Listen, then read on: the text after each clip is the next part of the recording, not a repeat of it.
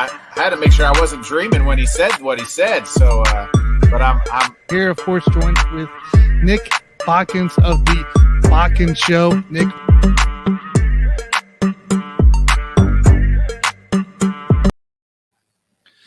What's up, everybody? Welcome into another Monday night Buffoon and Bodkins show. My name's Tanner Dawson of the Sports Buffoons. Next to me is Nick Bodkins of the Bodkins Show. Nick, what's up, dude? What's up, everybody, man? Good evening on this Monday, man. It is boiling down. We were last weekend without football. I don't really call preseason football, but I mean, there are going to be some college games and things like that. But I mean, we are about a month away, Tanner, from NFL season. School's about to start. It's still hot as balls here in Missouri. So, I mean, but hot here too. Yeah, same in upstate New York. School's getting ready to start. Football's about to kick off. We're about to get right into it, man. I'm excited. First year of football season, I'm gonna be talking on a microphone spill and dumb things out for people to, watch and see. So I'm excited about it. Oh yeah, it's gonna be a fun time. We've already had the first preseason game, Hall of Fame game, on Thursday. This previous Thursday, where the Raiders, I believe, did win in the end. But I got my first taste of some FanDuel action. Did not do well, but it's all right because it's FanDuel. So what can I say, right? But were you playing on fantasy, or was you gambling? Because just daily fantasy football. All right. I wanted to get in one. I mean, it's been a while, so I just got harder in than there. predicting week one, man. That's high level. There's no way I'd win any of that. No, yeah, I was like, I had Daniel Carson. I had the two kickers in for sure because you never know with preseason games. They should score a lot. And yeah, it didn't go well, but it's all right. I didn't expect much out of it the first time. So with us, I guess, Ryan Larrison of fantasyfootballforthepeople.com, WAGME Fantasy, and then also Rotoballer and Let's Talk Sports. So Ryan, welcome in. Thanks for joining us today. Great to be on, guys. I love joining you guys on a Monday night to talk a little fantasy football.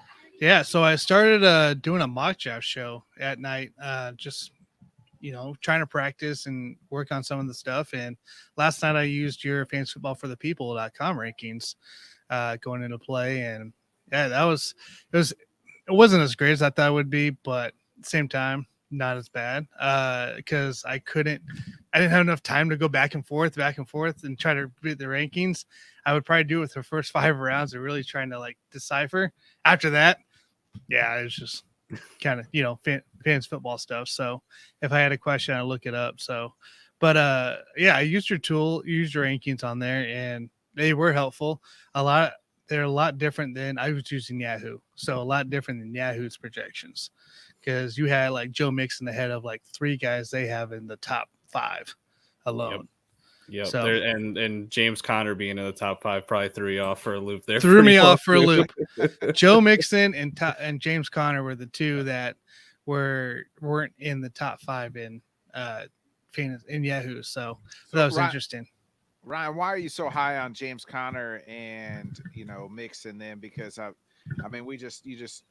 just alluded to it. You got them ranked, in the top 5. So why should we buy shares of Mixon and Conner here? Well, Conner, especially because of his value and his ADP. His ADP is on average in that top of the 3rd round. I almost don't let him get there because if I'm in that back end of the second, I grab him just in case someone decides to grab him on the turn. And it's touch total for him. He had more red zone carries than almost any other back in the NFL last season. That's not going to change this year. They didn't add anybody who's going to compete for him for red zone carries. Arizona likes to run the ball when they're inside the 5 and the 10-yard line. Most of that's going to go to Conner if it's not going to be Murray keeping it with his legs. And then on top of all that, you've got Chase Edmonds leaving. That was 140, 150 carries that are vacated. Of course, those aren't going all to Conner. They're going to go to the backups like Eno Benjamin and Darrell Williams. But the receptions are going to go Conner's way. The targets that were vacated by Chase Edmonds, there's a good chance, that they go towards Conner because the only other good pass catching back that's on that team is Darrell Williams. And let's be realistic, he wasn't very impressive with them last year. He wasn't, didn't have a high yards per reception total for a back that got as many targets that he did last year. And he's also running with the threes right now. Benjamin's getting snaps ahead of him in camp. So he's just got everything going for him. Yes, I understand that touchdown regression is a possibility, but I wouldn't be surprised if he scored 12, 13, 14 touchdowns again if you combine him with his rushing total or his receiving touchdowns. And by the end of it, there's a good chance that he ends up inside that top 5 just because of, hitting the end zone enough times. As long as he stays healthy, he'll be fine. But it's really a reflection of his ADP is so low that you're getting someone who should finish inside the top 10 with the ceiling being inside the top 5, and you're getting him as the RB 15, 16 off the board. So that's why I'm so high on him. And as for Mixon, we already saw what it was last year. It's only going to be the same this year. They didn't add any backs to that backfield that are going to challenge him for carries and targets very much. Chris Evans is probably going to take over Samaje Perine's role because it's Samaje Perine. He's not very impressive, so they need a better backup running back, but the offensive line is improved. That offense isn't going to get worse. It's only going to get better. And if they, skew a few of the passing touchdowns that Joe Burrow had last year and it goes towards Joe Mixon's way, no one's going to be shocked by the end of the season. So sweet goal line carries too coming into play with that. So my biggest fear, sorry, Tanner. No, go ahead. Go ahead. My biggest fear on both those guys is just injuries. I mean, Mm-hmm. Mixon's never played really a whole lot of, I think last year was kind of his most healthiest season. It was his first season playing the whole entire time. Mm-hmm. Yeah, exactly. And then you got James Conner, same situation where it seems to be he's injury prone. I don't know if like the cancer, like he had this guy who had battled and beat cancer in college.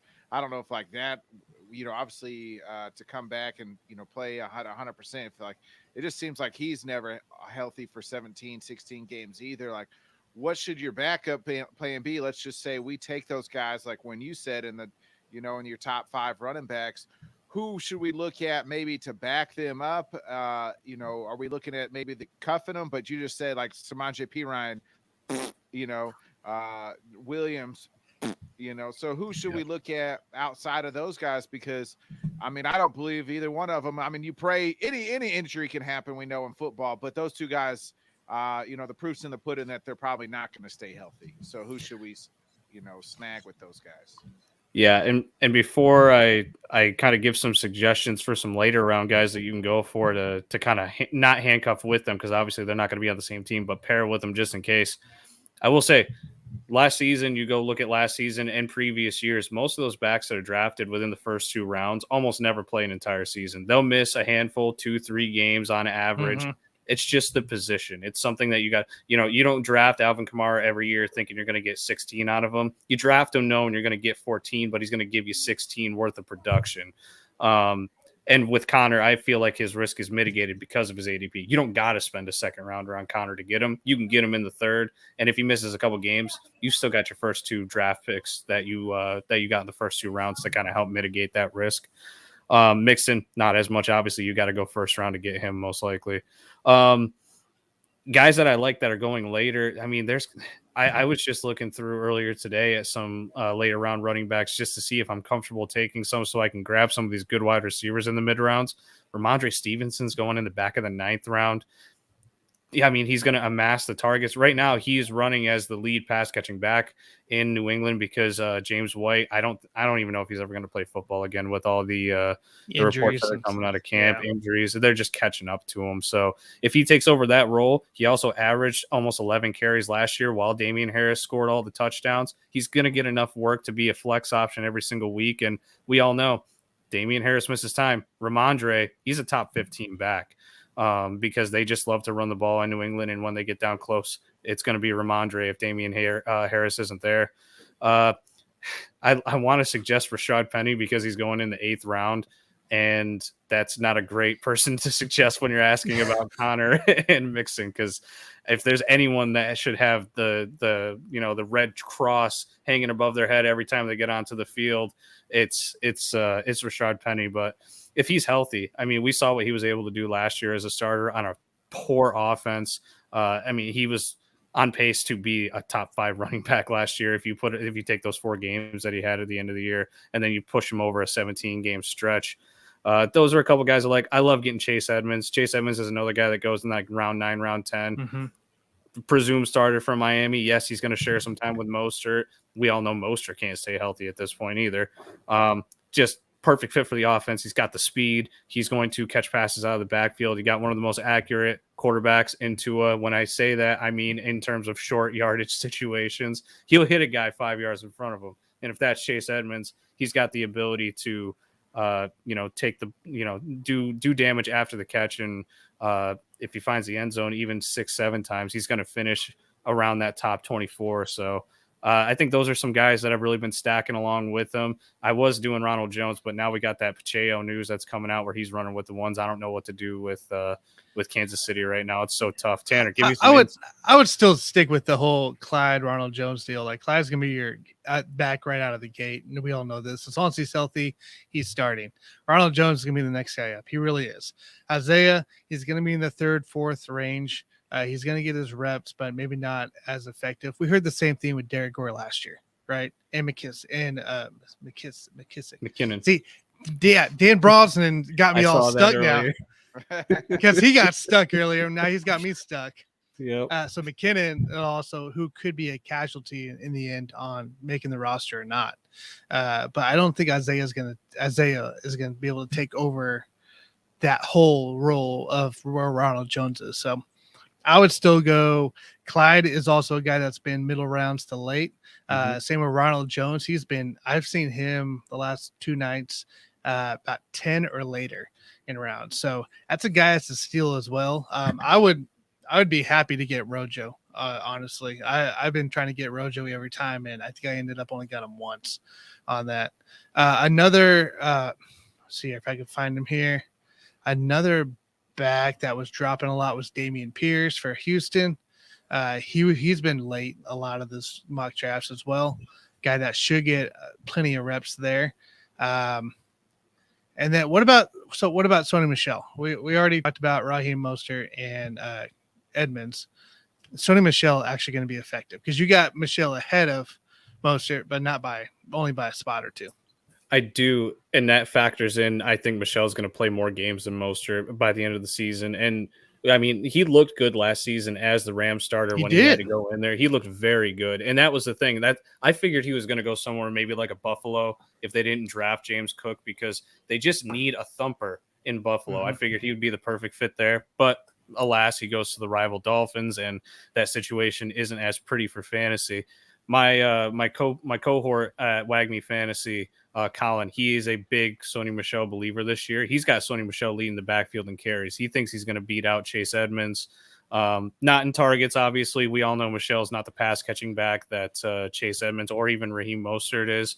But he thinks it's just going to be a war of attrition. Edmonds has had some trouble staying healthy over the past few years, and we all know Mostert's checkered pass. And if one of those two guys goes down, Michel is bound to average 8 to 10 carries a game because they will rotate that backfield. So I think he's going undrafted in almost every single league that I have that's a regular redraft. If you're in a best ball league and you want to grab him with your 15th, 16th, 17th pick, you can't really go wrong there. You've got to take those guys in best ball when you're drafting almost 20 rounds, and you got to look at depth charts and pick out who you think might have the chance to start at some point during the season. And Michel's got as good a chance as any to really do it. So he's a name to monitor and redraft on your waiver wire, because if one of those guys goes down, he's going to be one of the hottest pickups. And then for best ball, I think he's a great, deep round shot to round out your roster, and you might get 3-4 games out of him where he's a top 24 back and be very happy with it. Ryan, sticking kind of with this running back rooms, there's a lot of guys coming back from injuries. Like, how much should we buy stock in like J.K. Dobbins, Cam Akers? Like, I know Cam kind of came back late last year, but I mean, Henderson was really good for the Rams, the majority of the season until he came back. That Ravens running back, I mean, both of them, Edwards and Dobbins, were both out, but Dobbins seems to be ready. Like, how much stock should we be buying in on these guys coming back from these significant injuries? Because we're talking torn Achilles, torn ACLs. How much should we back in, or should we wait on them? And if they're there late, and then just, hey, maybe place them on your bench and just kind of wait them out, and hopefully they come back. I mean, what is your thoughts on some of these, bigger name guys that probably RB1 on their team, but they're coming back off of severe injuries, and, should we look at maybe their backup and just in case? Yeah, in terms of Akers, he's the one that I mean, I have so many drafts that I almost leave I always have a share of at least one starting running back on every single NFL team, but Akers is the one I don't, because I just can't trust the Achilles injury. We have not seen a running back produce good numbers off of an Achilles injury until at least 2 years later. And I'm talking like 2 full seasons of recovery. We still don't know about Marlon Mack. We don't know if he's going to look good in Houston. That one's a true question mark. Everyone wants to say how James Robinson is competing with the ones right now in camp after he ruptured his Achilles on I think it was December. Like, I want absolutely nothing to do with that. He's going to get on the field. He's going to have a 1.3 yards per carry total because he can't get past the line of scrimmage. It sounds like a Kevin Durant deal or something like that going into play. Like, just too early. Get off the court. Get off the field. Way too early. Like, I have fear for his football future if they really want to stick him out there. And that's not because I love Travis Etienne for fantasy. It's absolutely not biased in any way, shape, or form. But no, yeah, Akers is the guy that I just can't get the playoff run that he had out of my head. He just looks so bad. And Sony Michel, when he was out there, looked dominant. And we all know that Sony Michel isn't a dominant running back. He's just healthy. So he was able to put up competent numbers for the Rams last year. So Akers, he's going way too high for me. I've never gotten to a point to where he's dropped far enough where I'd consider him because, he's on one of the best offenses in football and he will be the starter. So at some point he's going to carry his weight and value if he continues to drop in ADP, but I've never seen him go past like the 5th round and I'm not taking that shot. In terms of Dobbins is a little bit easier to stomach because I feel like the minute that he's ready to go, and I think he got cleared from the PUP today. So I didn't hear that news. All right. Yeah. He's cleared to go. They said he should start week 1. So if he does start week 1, I don't think I have any issues with him. We've seen players come back, time and time again off of not Achilles injuries, the ACL injury, look perfectly fine. It takes him a little bit to get back in. So maybe he has a slow start to the season. They rotate in, veteran Mike Davis, maybe a little bit of that rookie Tyler Beatty, but we all know how it looks in Baltimore when you have one of the dominant backs there. It is, it's a fantasy gold mine. So I wouldn't be surprised if he ends up top 15 by the end of the season. I would probably try to get the value on him in like the 4th or the 5th. I wouldn't take him anywhere in rounds 1, 2, or 3, but he has the chance to, absolutely smash his ADP if he is healthy to start the season. And then, without Gus Edwards there, he is the only guy that they're going to use as there's not going to be a heavy rotation like there would be if Edwards was healthy. So, and he's not looking good to start the season. Very doubtful at this point. All right, I got 2 names that are going in the 1st and 2nd on every single mock draft I've done the last 2 nights that you have at 17 and 30 on your list. That is Zeke at 17 and Kamara at 30. What's the thinking here with that? Because that was kind of crazy to see that. I was looking for Zeke and he was down the way a little bit. Yeah, Zeke got the unfortunate shake that I just once I was done with my projections, there was just 16 guys ahead of him. It's not that I hate Zeke. I think Zeke, even right now at ADP, is still a good value. I just have some faith in some other guys right now after doing, the projections with the percentage of carries that they're going to get compared to the rest of the players on their team and even potential target share. I'm high on guys that I know are behind Zeke in drafts like ETN, Elijah Mitchell, David Montgomery. That's a guy that I'm really high on compared to a lot of other people. Even Saquon, huh? Saquon, yeah. I think Saquon right now, I remember when he was still going as like a late 2nd round value, and now I can't seem to get him in any draft because he's going at that like 1-2 turn in almost every single draft that I'm doing right now. So I think that if he gets into that 1st round, there's a good chance he's not returning value, but if he stays healthy, he'll be fine. In terms of Kamara, I have baked into his ranking his 6-game suspension. Now, at this point, we don't know if that 6-game suspension is going to happen. It's looking more and more doubtful every day. I'm just kind of waiting to see if we get any more nuggets of news coming out within the next week or 2. But now that drafts are in full swing, my plan is to re-update these rankings with more projections by the end of next week, because that's when most drafts are happening, is middle of August to the beginning of September. And I want them fully up to date. So you will see some guys move. If Kamara doesn't have a suspension date or anything like that and looming over his head by that point, I'm most likely going to stat him out for a 17-game season like I do everybody else that doesn't have that going against him. And he's probably going to get back up towards that top 12. He'll be most likely ranked, as a second round pick, in my opinion. You can take him in the first. It wouldn't bother me, but I would rather have him as a second round pick compared to some of the other guys that I got going ahead of him. Gotcha. And when are you doing an update on rankings? When's your final update? Final update will most likely be, I gotta work this around. I have a baby due in a week. I know. You got a lot coming up, dude. And I do it with projections now. I'm not just kind of being like, I like this guy more than the next guy and just moving them up and down. I want to make sure that my numbers reflect what I actually think. So it takes a little bit longer to update them. I'm going to say most likely I'll have them done the weekend before the first week of games. So the weekend before the first Thursday night game, that would be my final projections, because that weekend before is where probably 60% of fantasy drafts happen. Everybody likes to wait till the last minute if they can. So I have the final ones then. I'm going to have at least one more before that here by the end of next week. Okay. And then, we're going to go from there. So be on the lookout for that. Those are on my personal website on Fantasy Football for the People. And I get to use the ranking tools from Fantasy Pros. I've ranked inside the top 100 the past 3 years. So I'm hoping, maybe one more year they'll actually put me on the website instead of only the stuff that I can see, but we'll see what happens. Cool. Very cool. I'm excited to check that out. Keep an idea. Ryan, I'm more high on, I guess, like the value of Pollard than I am Zeke, just because I think we saw what he did last year late in the season. I mean, it seemed like he was getting the better run, at least the more explosive runs in that offense than Zeke is. And I can never trust, I'll never trust Mike McCarthy either with a running back and a running game. I mean, I've seen it too many years. You've lived through it. Lived through it. So, am I crazy to think that Tony Pollard's probably a better value than Zeke is? I don't think you're crazy, because I feel like I find myself with a lot more shares of Pollard than I do Zeke. And I like to go mid-round receiver. That's been my strategy for most of my drafts, because I like to grab guys like Sutton and Gabe Davis and stuff. I think that being able to take the value on Pollard is what's making people a little bit lower on Zeke, and it may not be reflected properly when people are doing their rankings, because Zeke had a bad year last year, and he was still top 10, I think.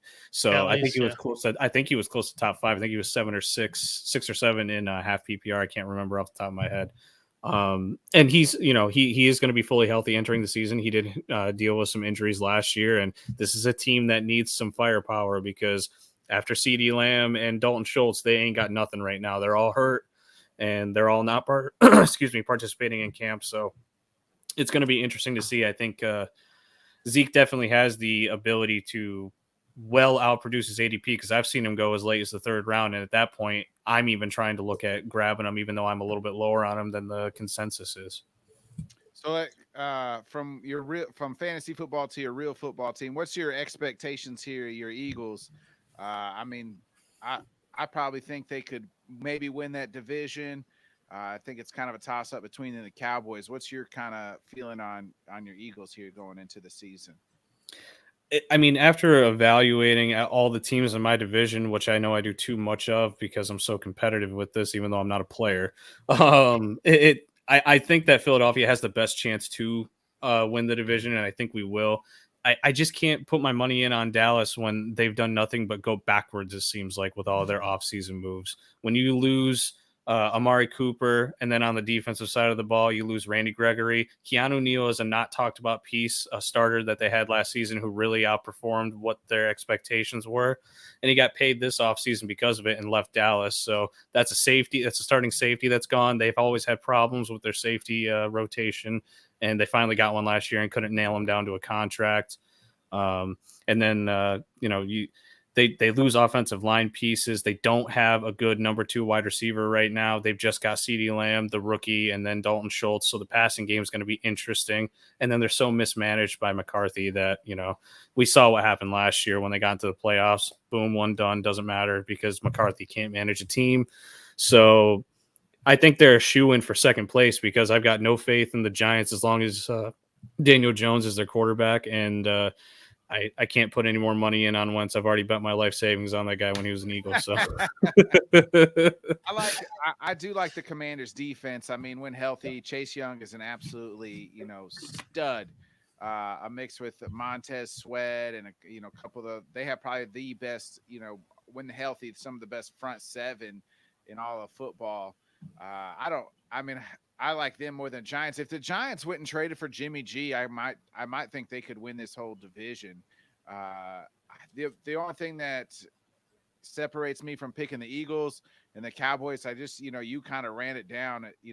There's some edges that, maybe the Cowboys have over the Eagles would be the quarterback position. I like Dak more than I like Jalen Hurts. I like the running backs better in Dallas. More I like Elliott and Pollard over Zeke and Miles Sanders and Gainwell. Mm-hmm. I like the Eagles receivers more. Because there's more, they're just healthier. And then you add AJ Brown. We'll see if Jalen Reagor can actually be, somewhat of an NFL caliber football player. And, the defense, Dallas's defense was really good last year. Can they duplicate that to this year's big question mark? So, I don't really like either coach. I think Mike McCarthy's an idiot, and not a huge fan of Sirianni either. So I just give the edge to Dallas just due to Dak, maybe more than my preference over Jalen Hurts. When it comes to tiebreakers for me, I always say whatever team's got the best quarterback, that's the team I'm going with when it comes to tiebreakers, because that's the most important position in football and maybe almost all of sports. So I'm probably going to say Cowboys 1, Eagles 2, Giants 4, and the Commanders 3. Just depending on maybe if the Giants got, like I said, if they got Jimmy G, I would probably feel more comfortable with them and maybe even bump them up to say, hey, this is a team that could make the playoffs. Tanner, what are your thoughts there? I want to know for you on Giants is if the Giants start Tyrod Taylor, are they going to be past the Commanders in your list? I think, Tyrod Taylor is a very comfortable quarterback. A couple years ago, he took the Bills to the playoffs, and then they pretty much said, get out of here. And booted him to the curb. Then I think he was with the Browns. Was it the 0-16 year or right after that when he was like right after that? Yeah, because he was the guy that sat for Baker or started with Baker, and they booted him. He's been bounced around. I don't know. Then he got jabbed in the wrong spot by the Chargers guy. Yeah, then Herbert came to be what he is. He's always the guy before the next guy type guy. Davis Mills goes in to an injury. Like, it's just a bunch of bad stuff for him. So I think he was the guy. He was in Baltimore too before Lamar at some point. I know that's who drafted him. Yeah, but I don't know how long he was there. He's had quite the journey in his. Ryan Fitzpatrick. He's going to keep bouncing to team. Yeah, the Giants are the one team in that division that I feel like they have a better backup quarterback than they do a starting quarterback, and everyone kind of sees it as bias against the Giants because I'm an Eagles fan, but I have not seen. I think I've seen like 3 good throws by Daniel Jones in his entire career. You watch him in camp, and he's missing guys by 6 yards to the right out of bounds with tight spirals, and they have everything in place to succeed. They have an underrated wide receiver core. They have a solid backfield. Their offensive line improved this past season, and their defense has always been better than people give it credit for. The reason they can't do anything is because Daniel Jones can't carry that team like even a competent game manager. So with Dayball there, like you said, Nick, if they were able to find a way to lure Jimmy G to come to New York, I really think that they would be a problem for this division, because all Garoppolo has done in his career has won. It just hasn't been with impressive stats because he doesn't need to do it. Yeah, he's not throwing 5,000 yards or 900 touchdowns or anything like that. It's literally just winning the games. Just game manager. Jimmy's not going to win you a lot of games, so he's probably not going to lose you a lot of games. Well, that's the key. He's not going to lose you games, and that's what Jones does every Sunday. Fumbling the ball on his way to the end zone on like a 90-yard sprint type of losing you the game. Yes, literally wide open in the field. Yep. So I don't know. For me in this division, we kind of talked about it when Ryan joined us on our Wednesday podcast a couple of weeks ago. I still feel like I'm trying to remember what I picked. I think I picked Dallas and the Eagles, but it's just so hard because you got guys coming back late on the Dallas squad, because you got Gallup coming back late. That's gonna be fresh legs off the bat there. I mean, we got the Zeke Pollard show now in the backfield. Maybe they can actually get something right with the split backfield there, because I heard in training camp both of those guys are on the field, which is huge for Dallas, because if you can get both Pollard and Zeke on the field at the same time, that's two different weapons for you, at least down low for Dak, and he doesn't have to air it out 90, 100 yards every single throw, which is going to actually open up Dak even more. So I'd say Dallas will be unfortunately the team to beat. Is you got to go Dallas right now, just because they are kind of the proven team with still a lot of weapons. This is the year, though, for Jalen Hurts to make that next full step.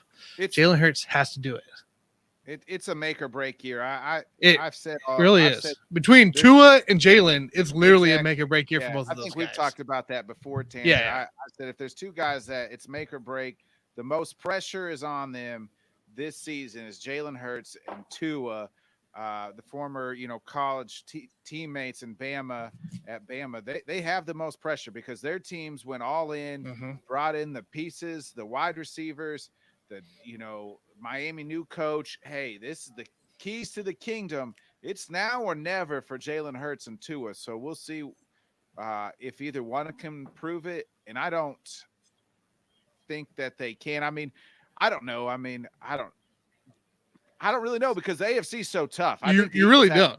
The Eagles have a better shot, but it'll as far as making the playoffs and making even a run than the Dolphins, just because the AFC is so tough. Because there's probably you can make a case for 10 teams in the AFC right now to make the playoffs. In the NFC, it's a little bit more on the top heavy, where the Eagles could sneak in and win. Well, they do what they did last year and get in the wild card pretty easy. I feel it's just a little bit more easier to get to the wild card than it was last year. But I was going to ask you, Ryan, too. Jordan Davis, we saw him, some clips of him and just bulldozing guys. Like nobody's stopping this guy, and he looks like a monster to stop anyways.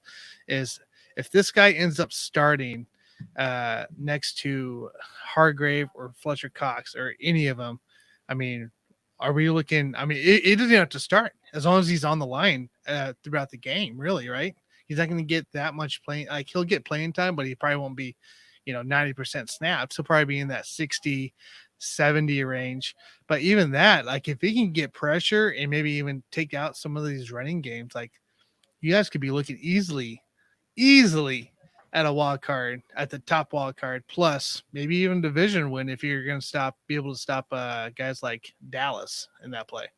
Yeah, when people ask me why I think that when people ask me why I think Philadelphia is going to win the division, they always just assume it's because of the offense, right? And I don't think that. I think because of the big names on the offense. Yeah, it is. It really is. And I think Hurts is going to be fine. Like he's improved every single year as a passer since start of college. So I think now that he's got the pieces, I think he's going to be just fine. He'll be the starter for Philadelphia for the next few years. It's not hard to improve when you went from crap to, a little bit better crap. You know what I mean?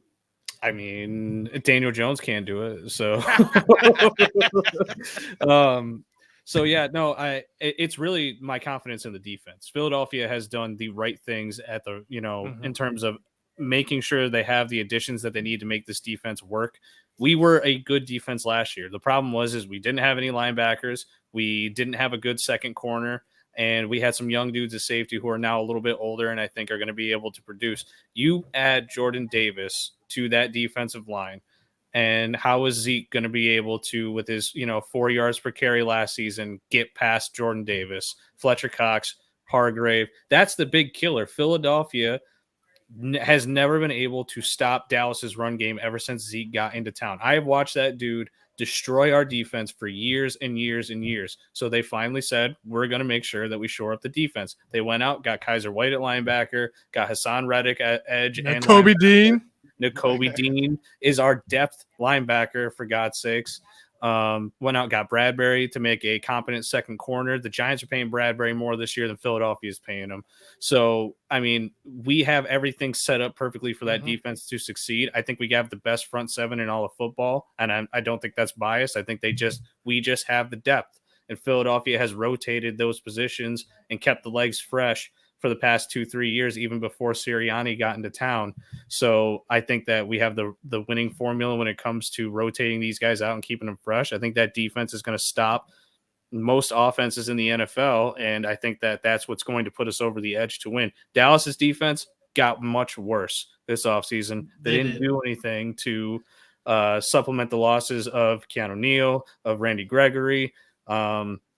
They just didn't do anything to make their defense better. They only got worse. Why shouldn't Philadelphia be the shoo-in? Also, no team has in the NFC in this division has won back-to-back, I think, since like 2007, 2008. I was getting ready to say history was that you took the stat right out of me. It was like I was getting ready to say the history's on the Eagles side for you because there hasn't been a team that's won like back-to-back division crowns in this division. It's like flip-flops every year. So maybe now it's the Eagles' turn here since the Cowboys won it last year. I mean, they have all the pressure will be on Jalen Hurts, and if he can prove it, because they're going to have a defense that can stop people, and they're going to have the weapons to where they can score. He's just going to have to be able to get it done. I mean, what's the worst case scenario for the Eagles here? Let's just say, things, they just end up crapping the bed here. What's the worst case scenario for the Eagles, and how do they overcome it? Because we know the best case scenario is you win the division, make a deep run into the playoffs, and then you're like, hey, next year, with Jalen Hurts is, again, like you said, he has progressed.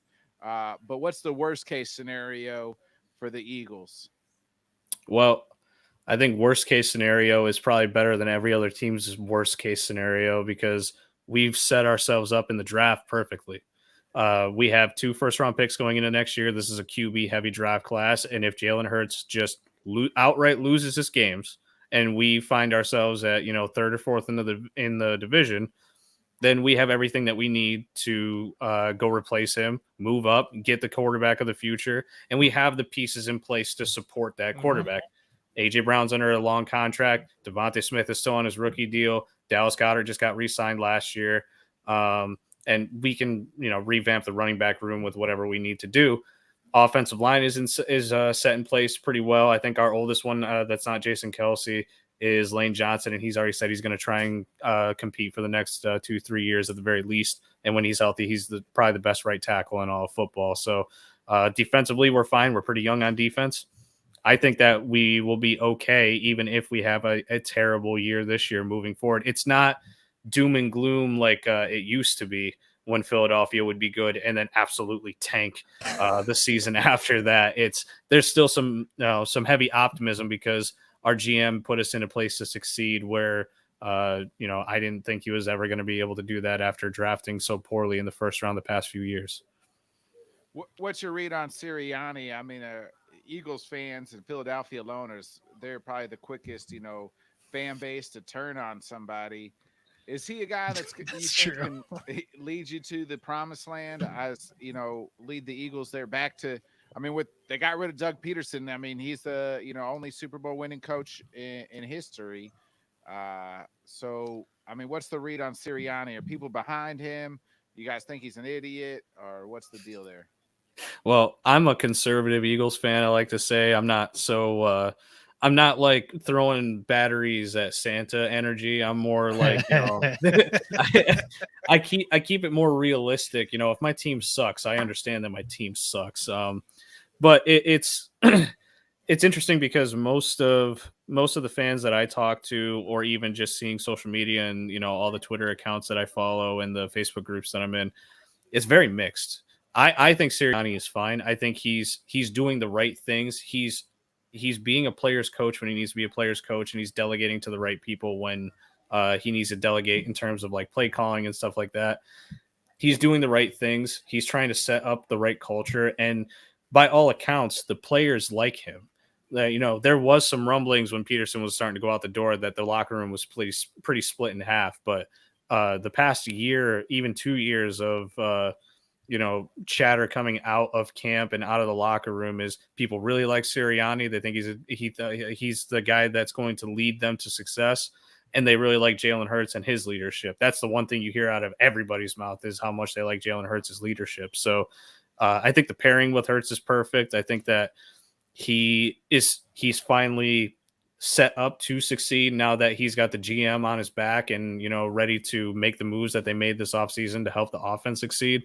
So I like Sirianni. I know he's got some goofy tendencies and people like to point those out. He's playing rock, paper, scissors with draft prospects and stuff like that. But Yeah, that's all good. He fits in perfect with Philadelphia, man. What the hell have we done that's ever normal? We had people eating horse crap in the streets when we won a Super Bowl. I mean, what do you want? So, all right, one more question and we'll get you out of here. I got a question for Devonta Smith. Your wide receiver 2, I guess, for the Eagles now. It's a fantasy and also a regular football question, right? I want to know where would you take, what was the earliest you would take Smith at? And then also, is he going to be maybe more effective this year due to the fact that weapons on the other side? What are we thinking there? See, you picked it out of my brain because everybody wants to immediately this isn't just a Devonta Smith thing. When a big-time receiver comes into an offense, they want to immediately dismiss the former number 1 there because he's moving. Jalen Waddle, Tyreek Hill. Jalen Waddle situation. This is the same thing. Now, Waddle, his price is very inflated. I've seen him go second, third round. That's rich. That's going to be hard to meet if he doesn't get the touchdowns, right? He can catch 130 balls and, go over 1,000, but if he's only scoring 2-3 times, that's a problem. Devonta Smith isn't going to have that problem. He already got through a full season, had the best rookie season that a rookie wide receiver in Philadelphia has had, with a guy that Bodkins thinks can't throw the football, with double coverage constantly. And now he's going to be able to use what he does best, and that is his deep ball ability, his speed, to absolutely demolish number 2 quarterbacks. And that's what he's going to be best at. I think Devonta Smith can be a number 1 wide receiver, but as he develops into the NFL, having A.J. Brown on the other side taking away top coverage is probably the best case scenario for his production. Yes, his target share is going to go down. You just have to expect that. And the problem in Philadelphia is if we do stay so run-centric, we're going to throw the ball probably bottom 5 in terms of attempts in the NFL. So that makes it a little bit tough for fantasy. That's why I'm a little bit lower on A.J. Brown than most people are for fantasy. It's nothing against the player.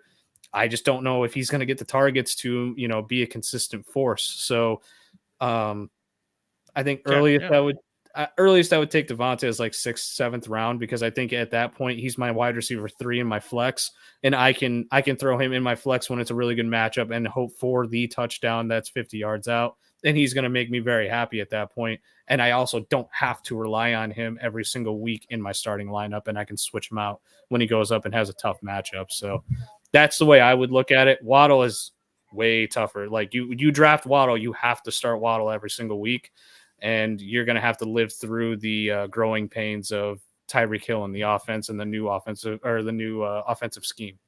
All right. Awesome. Well, hey, man, we appreciate you hopping on, talking football with us here. Thanks, Ryan. Definitely. Make sure you guys go check out fantasyfootballforthepeople.com. Wag Me Fantasy. Go sign up for that newsletter. Click the confirmation email inside your email. You don't even have to do it anymore. You don't even have to do it anymore. The recap finally worked. It's gone. You just hit the little recapture thing. And now we went up by like 15 subscribers in a day. I crap you not. It was beautiful. It's done. Yeah. Nobody has to go back. It works out perfectly. Awesome. I remember that then. So, and then Rotoballer, he also writes for Rotoballer. Go check that out as well. Some great sets there. And of course, he's on Let's Talk Sports with the Fantasy University that started on Sunday yesterday. It was the first episode. Mr. Nick was in here, Scott, Ryan, Dan Brosnan, and then of course Dan Harris led it all. So fabulous show yesterday, guys. Did love it. I did hop on and watched it this morning. So definitely good job on that. I could relate to a lot of the advice you were given, especially the N'Keal Harry stuff. So yeah, I mean, that's number 1 pick right there. That's number 1 pick. If he didn't get carted off, he would have kept him. So that's my favorite running joke ever. I love it. Awesome, right? Well, hey man, we'll let you go. I appreciate you hopping on. We'll talk later, man. Absolutely, guys. Thanks for having me on. Yep, thank you. Ryan Larrison, guys. So make sure you guys go check his stuff out. Good stuff. All right. It's time to switch sports. Something we haven't done in a couple weeks, maybe. Yeah. As one season begins, and the life, another season is coming down to the end. It's starting to ramp up. Actually, I feel. Yeah, like. I mean, it is ramping up. You're right. It's ramping up to the end. But I mean, we just had the big trade deadline. A lot of big series. It's coming down to the wire for some of these teams. So definitely. Well, let's bring in one of our teams. But I mean, let's bring in Jonathan Grishman, guys. Jonathan, what's up, dude? How's it going, guys? Hey, I love the background, yeah, the field. Out there, got the coaching, man. Woo. Yeah, we just got done. So I want to make sure I get a chance to sit and talk with you guys. But we just got done with our practice and workouts out on the field right now. So I didn't get a chance to leave. I'll make sure I get out with you guys out here if I have to. I appreciate it. We always appreciate you. We love having you on. So for sure, man. Well, let's talk for a minute here. There's a huge series that just happened, and your Braves just lost 4 out of 5 to the Mets. Yeah. And DeGrom came back during this series too. What's up? Future Brave, maybe? Future Brave? Yeah. There's the rumors I hear. Only hopeful, right? Maybe. That'd be a nice addition next year in 2023. That would be, actually. He's going to turn it around for the Cubs. So what are we thinking? What kind of impact is this 4 out of 5 games series just happened? Is this taking the Braves almost out of the whole, playoff winning the division kind of style, or are we more looking at, we're a little down now it's time to try to come back and get the streak back going? No, it was a setback. I agree with you. I was not expecting a 4 out of 5 loss games to the Mets. I was hoping for a little bit more competitive with both for what we were trying to do. And again, you were just 3.5 back at one point, and then now you're 6.5 back. It was definitely an eye opener for this team that where they're at compared to what the Mets are. I've been saying for a while with one of the other shows that I've done throughout the season, this is not the same Mets team that we are used to seeing over the last few years. No. This is a completely 180 group. And you got to tip your hat to Buck Showalter, he's a winner. He's a winning manager everywhere he's gone. I mean, but for God's sake, he was the last manager that the Baltimore Orioles made the playoffs with. So I mean, if you're able to be that kind of a manager with the Orioles and what they've been over the last decade, I mean, that just tells you what he's been able to do. He's been a great addition to that team and what they've been able to accomplish this season. And again, the mindset in what you are able to accomplish as a team is completely flipped what that New York Mets team has become, and it's a tough test now for the Braves, and they put themselves in a bit of a hole. But will I say that the division is a wrap for the Braves? No, it's not. They're still in it. You still have opportunity, and you still have 7 games against the Mets towards the end of the season, with a 3-game series next week in Atlanta. Every game from here on out with the Mets is in Atlanta, so you have an opportunity to chip away and be able to make sure that you can make the race more competitive. Now, if we talk about this next week and the Mets take 2 of 3 in Atlanta, now I got to sit there and say, hey, it's a wrap at that point. But they still control their own destiny in the division. They still have an opportunity to make something happen. But that was a big setback moving forward right now from in what happened in Queens this past weekend. Yeah, and the Mets now are spending money. That's the big thing, and not just spending money. They're spending money wisely on getting players that fit their system, the fit what they want. That's something we haven't really seen even back when they played the Royals in 2015. It's still there was still not that fit there. It seems like this team's really come together. Nick, go ahead. I was to say, what makes these Mets not your daddy's Mets? Because outside of like Scherzer and DeGrom, what do they have, or why?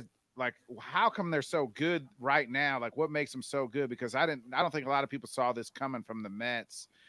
Is it, everybody just feeds off that, energy when Edwin Diaz comes in and everybody's that. Because that gets me hyped up. And that's catchy. I will say that's catchy. William Contreras and the Braves, he has that as his walk-up song too. And I'll get up and start clapping as well when he comes up to bat. We've always kind of seen with the Mets over their history compared to the Yankees. The Yankees are the high class of Major League Baseball. The Mets are kind of that grinded out blue collar in a way of what New York could be type of ball team. They have finally embodied that mentality. And again, that's just a tribute to what Buck Showalter has been able to do for that club. They grind, they work, they outwork teams, and they showed it this past weekend. And they absolutely just put Braves pitching in the most frustrating situations. And you got Max Fried, trying, the ace of the Braves, and he's struggling trying to put guys away. And that's something that he's been able to do all season. He's one of the best lefties in baseball right now, and he couldn't put these guys away. Spencer Strider, he's the highest strikeout rate amongst rookie pitchers, and he's one of the top 5 in strikeout rates in baseball right now, and he couldn't put guys away. So they are just absolutely blue-collar type players that grind out at-bats and frustrate you, and they put that on emphasis over the weekend. And that's the thing. Again, you're talking about last season, what they were last year. You had the frustration of Pete Alonso and how he played, Francisco Lindor and how he was adjusting to New York. These guys did not do very well last year. They were trying to get used and adjusted to what was going on in New York. These guys are now adjusted to it. And again, I know Pete Alonso has been there for a while, but it's still a different animal to what other teams have. In other cities you have to be at. You have to perform in New York. You have to be able to go out and play every game as if it is a playoff game. Because if you don't, New York fans will eat you alive. They are actually getting to that point now where they are just grinding it out. They're outplaying other teams, their opponents, and not just outplaying them, but they're frustrating to the point where they make their mistakes. And I'll be honest too, and from what I saw this past weekend, it's a little bit of luck. And you have to have, in this game of baseball, you have to have luck on your side to win ball games more times than just being better than the other team. And that showed this again. That also showed this weekend that they got a lot of easy hits, a lot of big breaks, ball hit off the bag down the line, bases score, runners on base score. You got to get lucky, and they got lucky quite a bit. But how you handle that luck to turn it into good fortune, turn it into being better. That's what a good team does. I mean, I'm not going to sit here and say they were just they're lucky they won the games. Good teams find a way to use that luck and use it to their advantage, and they did, and that's a good ball team. Yeah, and somebody they acquired too that during the trade deadline, Daniel Vogelbach coming from Pittsburgh. That's such a key move, such a great depth move for the Mets. Guy that can play DH, first base, and right field. The guy, we saw him in the highlights, right? Running around, coming through, heading home and unhook the train. Would you believe Mets fans were absolutely up in arms when they made that trade and acquired Vogelbach? They hated that trade at the time. It's just they didn't understand it. They didn't understand because again, you have a guy who's a 200, kind of floating around above 200, but he's got the power, but he's just he wasn't as consistent at times. But I mean, he fits their mentality. He's a grinded out type of ball player. He's a blue collar ball player that just he takes a bat, it looks like a toothpick in his hands and swings the crap out of it. That's just what he does. And I mean, for some reason, Mets fans did not like that trade. Well, I guess they changed their opinion on him now after this past weekend. I'm about to say big time on that one. It's a 12 home run guy. Jonathan, we haven't talked to you since the trade deadline. And so it's kind of like a 2-part question. I mean, we know the big move, Soto going to the Padres, and then they turn around and it looks like, hey, everybody's kind of on their boat, but then they turn around and lose to the Dodgers. Is that team going to make the playoffs? And did they make that move, that big trade for now, or more for the future? Because I mean, right now they're not going to catch the Dodgers, but they should be able to catch on paper any team in this wild card race, right? Yeah, it's a move for now. It is definitely a move for now because I don't know. Obviously, San Diego has the money. They've been paying guys, $200 to $300 million, left and right. So they have the money. Where they're printing it, who knows? But they have the money to where they can sign Soto. I don't think Soto is looking at the aspect of a long term right now. He's it's more of we're buying all in to compete for a World Series this year. I'm not putting a lot of stock in the sweep of from the Dodgers over the Padres. It's the same thing that we saw with the Mets and Braves. The first place team. He has to set the example and say that we are the class of the division. The Dodgers did that. They showed that they're above right now the Padres. Does that mean that could happen in September and October? I don't know. And again, it's the same thing for the Mets and Braves side of it. I mean, we can see that in September that the Braves take a sweep the Mets at some point. It's just a division game, a division rivalry series that just that time they had their number on it, and it's going to take some time for Soto to just get readjusted and acclimated to the clubhouse. It does take some time. So I'm not necessarily sitting there saying, well, they made this trade, they're probably not going to make the playoffs, so they won't make a run. That's a dangerous team. I mean, that's a talented lineup, and so they're going to get healthy with Tatis coming back here pretty soon in the next couple of weeks, where he'll be at full health as well. So it was definitely a move to compete for a World Series this season.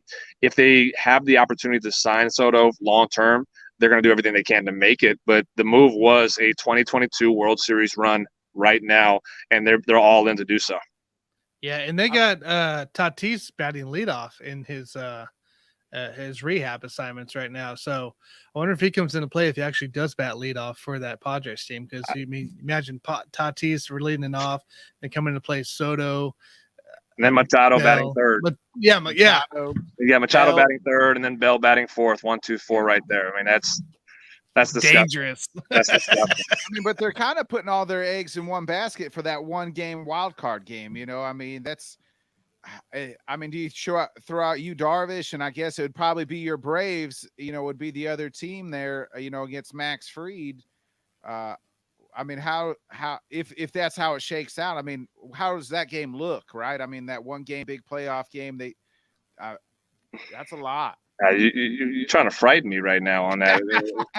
I will say, I mean, again, that's where experience comes in play. Where your Braves team has faced a juggernaut lineup in the postseason last year. They did that with the Dodgers last year. They did it with the Astros. The Astros had a great lineup last year. So postseason experience does come in a factor in that aspect of it. But at the same time, look at the guys in San Diego where you have some postseason experience with the Soto, who's won a World Series too. Josh Bell won a World Series, I believe, with them as well. No, I don't think Bell won a World Series. No, he wasn't with them. He wasn't there yet, but but you have guys who have pitched in postseason games and who have played in postseason games as well. So there's some experience on that on both sides of the rosters for both teams. It just comes down to who's going to be hot at the right moment, and that's what you're going to have to watch and see as we get into September. Towards the end of we get through August and into September, which team is the most hot team competing, and in that aspect of it, if it's in Atlanta, I would give the edge to the Braves just because that environment we saw it last year was on the national spotlight. Truist Park in the postseason is just it was on another level. So I could see the same thing being it this year, and I could see that the Braves take it just by the home field advantage. But I mean, it's going to be a very tough situation for that team to compete against a stacked lineup like the Padres have. Yeah, so we're talking National League as well. I mean, we're leading into mid-August now. There's one division here that's kind of up in arms, really, even more. So St. Louis is up on the Brewers by 2 games. We're not going to talk about the Cubs because Nick will get mad. So St. Louis is up by 2 games. I saw that, and I was like, the conversations we had earlier this year about with Nick St. about the Cardinals. Yeah. It's a Cardinals thing to do. They're just going to come back out of the blue and just all of a sudden be contending team in the division. And sure enough, here we are, and we're talking to the Cardinals. I told you. That's what. See, now he's just going to get mad. Here we go. So, do you think if one of these teams here, if one of these teams don't win the division, whoever wins it gets in the playoffs, the other team misses out because of the competition that's in the East and in the West? I'll say, and again, Nick, cover your ears on this. I think the Cardinals are probably the dangerous surprise team. Like that team, they can pitch well, they can hit, they can move runners, they play situational ball, they play ABC ball at times. They can hit with power. That's just a sneaky, dangerous team. So I mean, I could see them upsetting. I don't necessarily have the same confidence in the Brewers. I feel like they've kind of taken steps back, and it shows with the Cardinals overtaking them right now in the division. I would be a little afraid if I'm the Braves or if I'm the Mets, Dodgers, Padres of the Cardinals right now. Just that team is being a sneaky good team that just plays good ball. They play fundamental good baseball, and that's what you do take advantage in the postseason is being able to do the small things well. And that's a team that, their history have been that way, and that's why they've won World Series so many times over the last couple of the last decade or two. They've been able to do things the right way and play the game the right way and take advantage of it. That I could see that team could pull off an upset just from doing things the right way in the postseason, where things matter more. The little details. Speaking as a coach, I talk about little details to my athletes. In pro ball, it's no different. It's emphasized even more that the little details in this game matters most in the postseason when the season is significantly reduced to what it is, to a 3 or 5 game series. A 7-game series, you have to make sure you do things the right way. That team is doing that right now. So they could be a very sneaky upset team in this postseason that just catches one of the juggernauts of the Braves, Mets, Padres, Dodgers off guard completely. And I would not be shocked one bit if they did. So on the screen here, I'm just posting up here. I don't know if you can see it, but this is the wild card Cardinals standings. win in the Central, and then the Brewers missing the playoffs out. Period here. That's just kind of how I see it going down the stretch here this last month and a half of the season. While Tanner's pulling up the standings here, Jonathan, what was who won outside, I guess, maybe the Padres of the trade deadline? Because again, we haven't talked to you since, and so much has happened in baseball. Who won the trade deadline to you? And was there what was the biggest surprise move for you that you saw? I'll say the biggest surprise, and I say surprise, I kind of predicted it was going to be a big move by this team. I just didn't think they were going to make this move. But I'd say the Seattle Mariners going all in with Luis Castillo. It caught me off guard. That was the name they were going to. I kind of figured they would make an attempt. They would make an attempt on Shohei Ohtani, and I think that from what the rumors were, they did make a phone call about Ohtani to the Angels. The Angels said they weren't interested, and they say, okay, well, we have these top prospects 1 through 5. They're big name in minor leagues. Let's go offer the Reds them and see if we can get Castillo. And sure enough, they were able to pull off that monumental trade before the Dodgers got involved or before the Yankees got involved. Again, I don't know how involved the Yankees were just for certain aspects of what Castillo didn't want to do as far as the haircut rule or shave rule, but the Dodgers were very much involved with Castillo, and the Mariners pulled it off real quickly, and they made that move, and they're all in. I looked at it in an aspect, and I may have talked to you guys about it as well. They're ahead of schedule right now. The Mariners are, as far as being competitive. Mm-hmm. And why not? It's been over 20 years that you've been into postseason. Why not make a move like this to your fan base to show them we are here to make a run in the postseason? If we make this run, we go get this guy. We're now setting ourselves up for a great future in 2023 to challenge the Astros now for the division in the American League West. So they sent a message not only to their ball club like, hey, we believe in you guys. We believe that we're close and we're going to make this move to get even better. But they sent a message to the fan base saying we are ready to compete, and we're ready to compete now. Yeah, that's a big key right there. And we can see it here. We'll scroll up to American League. So American League's wild card right now, Blue Jays, Rays, the Mariners are right there. And then you got the Orioles, guys. Do you see that? The Orioles are not down by the Kansas City Royals. They are above the above the White Sox, below the Guardians. So Orioles are only 2 games out of a wild card. That's actually crazy to think about, considering that they were really bad earlier this year, but that streak helped them out. And then National League, Braves lead, of course. Phillies are right there. Another East team for the NL. Padres, of course. And then you got the Brewers, Brewers and Giants. Actually, no. Giants are 6.5. So, yeah, Brewers are possibly going to be the ones outside looking in this one. Yeah, and I think I agree with Nick saying. I think the Brewers are gonna play themselves out of the postseason. I just think that they absolutely have tailspin out of its control right now.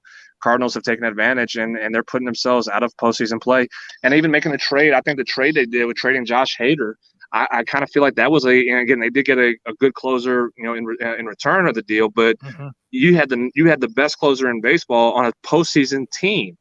And you made that trade, and you make that trade to trade Hader. That confused the team from what you saw from Devin. It really has. Devin Williams was actually distraught about that move and didn't understand it. And I would be the same if I'm in that clubhouse. I'm going to the front office and I'm demanding answers as to why that move had to be done, because you are in the middle of a postseason run. You're in the middle of a division run. Why are you trading your number one relief pitcher, your best closer, the best closer in baseball? That made absolute no sense. And I feel like that's the front office kind of saying, we're not as good as we thought we were, or we're not as good as we had been the last couple of years. And maybe we need to start preparing for a rebuild here pretty soon. And you could probably see the Brewers being in that direction as a rebuild, if not in 2023 and 2024 for sure. Yeah, I looked at it as when they made that move, they weren't going to win the World Series with or without. You know, they're not going to win. They weren't going to win the World Series with Hader, and they're not going to win the World Series without Hader. Now, they may made the playoffs with Hader, and now they're not going to make the playoffs. But even with Hader, I didn't think they're going to beat the Dodgers, the Braves, or the Mets. You know? No, and I agree with you on that. But what message are you sending to your clubhouse now? Because by making that move, like that's the issue is now the morale in that clubhouse is down, and you're looking at it and saying, well, what are we? Those guys are sitting there, what are we playing for? If the front office does not believe that we're going to be a contender for a World Series, and you just traded one of our core pieces, not just in the bullpen but on this team, what are we playing for now? So they sent a bad message to the front office to the team by making that move. And you're right. You're not going to be a World Series winner with him, and you definitely won't be without him. And now you're putting yourself behind the eight ball a little bit further now. I got one more question for you, Jonathan. Is Aaron Judge going to break the home run record, and how much is he going to break the bank in the offseason? Yeah, I don't think he'll catch Bonds. I don't think that, but he'll break the American League record of Maris's 61. I think that will be broken by Judge, and that's again. I mean, by a Yankee doing that, and just that American League record being what it's been, that's a huge accomplishment that nobody expected Judge to really do, and he's just been on a tear. I mean, we saw what 450 million offered to Soto. Close to 500. I think that's what you're looking at for Judge here. I think you're going to find a team that's going to offer a minimum $400 million contract to him for 10, 11, 12 years. Will it be the Yankees? I actually don't think the Yankees are going to be the team that offers him that. I think there's going to be a team out there that will get that bank, but it won't be the Yankees. I think they actually have shot themselves in the foot by doing what they've done. And Judge is looking at it and going, "Hey, I'm going to play, and you're going to enjoy it in 2022, and you're going to watch me walk out the door with a big bag of money that I'm carrying out of the stadium." So, I think the minimum what you're going to look at for Judge, it's a $400 million contract is the minimum. That's probably the starting point for a team to offer. And Judge is looking and go, "No, I want $500 million. You better write me that check right now for it." He just tells them how many home runs he hit this year and just add 2 zeros at the end, right? I mean, pretty much.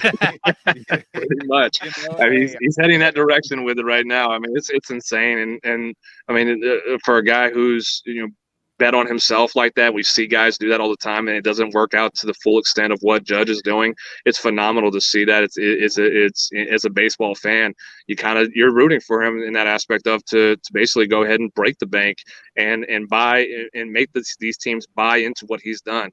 So as I'm not a Yankee fan, I'm hoping they choke in the playoffs. But as a baseball fan and as a former ball player, I'm cheering and clapping on Judge to continue this tear and absolutely make everybody in baseball have to beg him to sign a contract with him. If he does break Maris's record, do you think, and this could be your opinion and even like a nationwide opinion, will he be the new home run leader? Because we all know that Bonds, Sosa, McGuire had a little extra something, and will he be the guy? That's the guy? We know the record books may say something, but as far as baseball fans, will he be the new home run leader? Well, you got Hank Aaron. Well, I mean, I think he means for a season, for a season, okay. home run king in a season. Yeah, I've been asked that question numerous times for years, as far as my opinion on the home run chase. And look, we know Bonds allegedly did, but the argument is made is this: did he ever test positive? And the answer to that is no. So morally, I can't say Bonds is the single season home run record, just morally. But he is the home run champion statistically. So if Judge does not hit 74, I can't say statistically Judge is the home run king of the regular season. Morally, that's a different argument, a different statement for me to say. But I'm a traditionalist when it comes to the stats, and I go by the stats. And if Barry Bonds hits 73, and that's the home run mark, Barry Bonds is the home run king on that.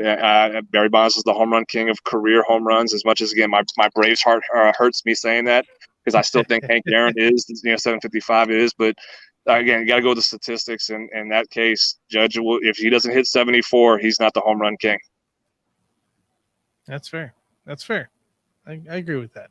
Yeah, I agree with that. I mean, I look at it that steroid era is that there was a lot of pitchers on the juice as much as, hitters too. So it's kind of even. I mean, you look at Bonds, what was it that one year he had more walks than he did? Like, I mean, he had more walks than at bats, I believe is what it was. Like more like his, because again, a walk doesn't count as an at bat for you. So he had more walks than what he had at bat. Something like that, I think is what it was. Or it was some outrageous statistic like that just it just makes you scratch your head like how in the world did that even happen? But yeah, I mean that was the era. I mean, again, and we all knew it. Baseball knew it, for 20 plus years, baseball knew it, and we enjoyed it. That's the thing about it. That's the hard part about it, is we as fans still enjoyed it, even though we were being sold a false product at times, if that's fair to say, because we weren't really knowing who was legit and who was not. The argument that Bonds would have been a Hall of Famer, without that first half of his career, because you can always kind of mark off Barry Bonds as far as his career, where you can tell he was juicing versus he wasn't, and the first half of his career he was a Hall of Famer no matter what. So we were kind of sold a false product for almost 20 years, but we as fans still enjoyed it. We still cheered. We still went to the games. We still watched the games on TV. So in essence of it, I view it as everybody to blame: players, managers, teams, commissioner, Major League Baseball, and us as fans, because we still watched the games. We still went to the games. We still were there, just mesmerized by what we saw from these guys. So, I mean, again, the blame should be passed to everybody who was involved for those 20 years of baseball. And that's why I say, I mean, again, morally, I don't look at it, but at the same time, statistically, the stats show that's the mark of the season, home run season record. That's what it needs to be.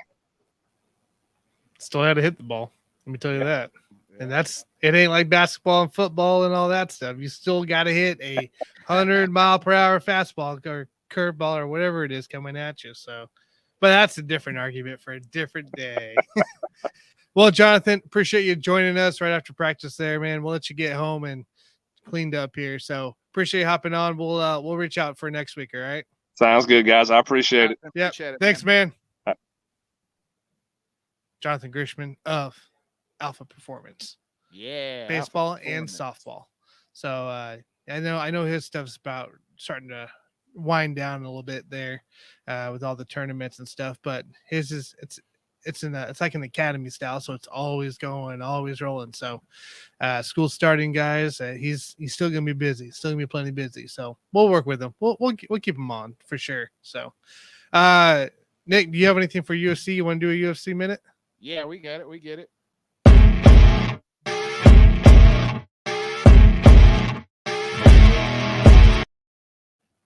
All right. I don't have a timer today because everything broke. Yeah. I didn't like the timer anyway. I felt like I was on a. There was a lot of pressure. I was trying to give you pressure. Too much pressure. So this past Saturday, huge main event and co-main event happened. Sweet Dreams. Hill knocked out Thiago Santos. Thiago was number 6. Hill knocks him out, who was number 10, to try to enter that top 5 of that light heavyweight division. Thiago Santos is a guy who's been around and fought the likes of John Jones and even had a split decision with John Jones. Hasn't looked healthy since he fought John Jones. He tore his ACL and MCL in that fight, but has only had one win. But Sweet Dreams Hill knocked him out in the 4th round. Both guys looked exhausted. So Hill enter that top 5 light heavyweight now. It looks to be entering. He called out the champ and even the number 1 ranked fighter, Jan Blachowicz. That's a fight that makes sense. He's probably maybe one fight away from getting a title fight. In the co-main was a huge welterweight fight with Jeff Neal and Vincent Luque. Again, Luque was in that top 6-7 range, and hit Jeff Neal was ranked number 13, so he's trying to move up. Knox just put it on Luque, knocks Luque out in the third round. Neal will be now moving up probably in that top, 10 to 8 range there to look for another fight. He's probably 2-3 fights, but just overall good fights. And then this Saturday, we have two of the best bantamweights fighting. Chito Vera, and he's going to face Dominic Cruz, who's been around a long time. Chito Vera is number 4 in the bantamweight division. Dominic Cruz is number 8. Chito probably needs a good win here. If he can win this fight, he can definitely claim that he should be next for a title fight on this Saturday. He might need another one, but I mean, this is what we like to call in the business a title eliminator fight here this coming Saturday. Loser's probably not going to get a shot for a long time, especially if it's Dominic Cruz. Too old, been around the block too many times. The UFC is not going to give him a title shot. He'd have to really rework to get back in there. But we talked all about that on the old head kicks and haymakers on Saturday.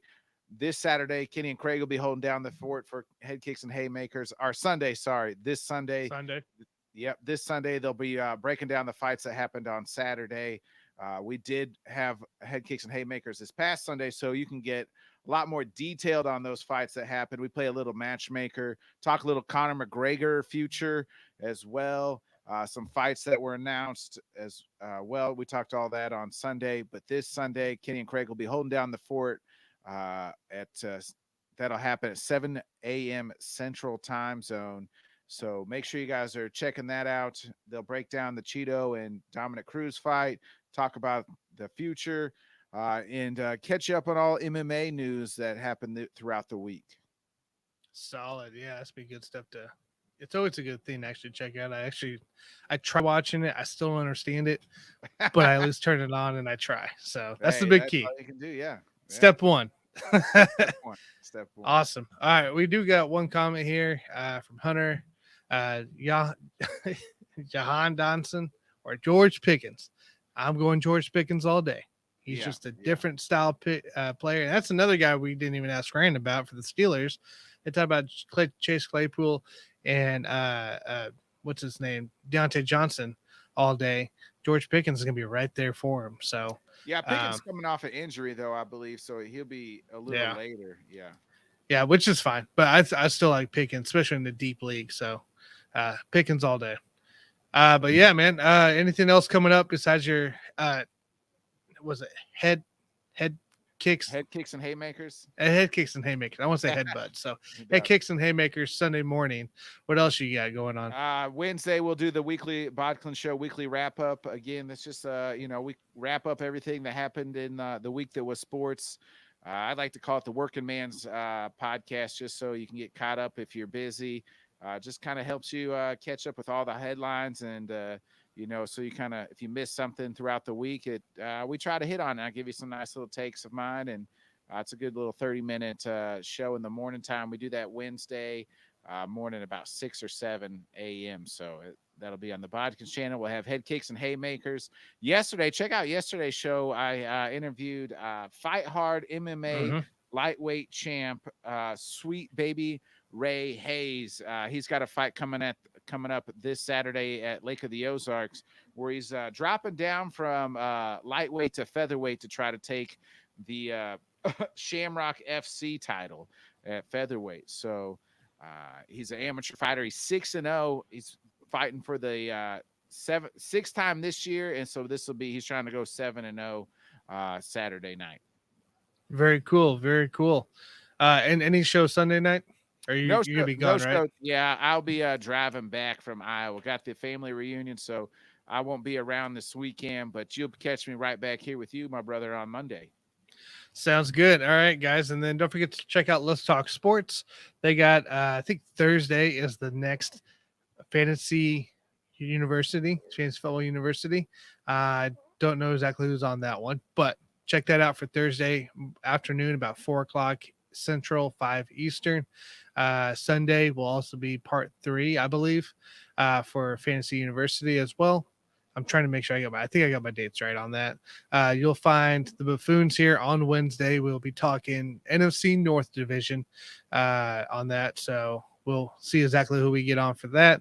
And then Saturday morning, 11 o'clock, you'll find me on there with Let's Talk Sports. And then Monday evening, back here for Buffoon and Bodkins. You guys can also check me out. So I'm trying to go live every night. It's later, like 9:30, 10 or whatever. 10:30, whatever I can do a couple mock drafts, come out, hang out. We do some challenges as well. Maybe we pick all AFC West players, or maybe we do, pick at different positions if you want to see exactly what's going to be there at a certain spot. All four doing whatever there. This weekend, I'm going to try to do my first Underdog Fantasy Football League, which is best ball, I believe. I don't think I've ever done a best ball league. So something new. We're going to do that live. Make sure you also sign up for Underdog Fantasy. Make sure you put the promo code in LTS, Larry, Tom, Sam, into play. That way, Let's Talk Sports, I believe you get matching up to $100 deposit. So make sure you guys do that. But yeah, other than that, we're just hanging out, talking sports. So anything else you got for Nick? Nah, man, that's good. I'll be back here again with you on Monday. Give Kenny and Craig my support on Head Kicks and Haymakers Sunday, because I will not be there. So hopefully the show will go off without a hitch. It's their first time without me. So it'll be good. It'll be interesting, I'm sure. Awesome. All right, guys. Everybody have a great night. Make sure you go sub and follow and like. Help us out here. Keep us growing. And we'll catch you next Monday. Hey, everybody. Thanks for tuning in to the Buffoons and Bodkins show. Make sure you hit that bell, subscribe, and follow for more content. Swing over to the Bodkins show, subscribe and follow for him. And then also swing over to Let's Talk Sports Network and go subscribe to him, because it's phenomenal for what he does. And there's a lot more to come on that channel between us as well. So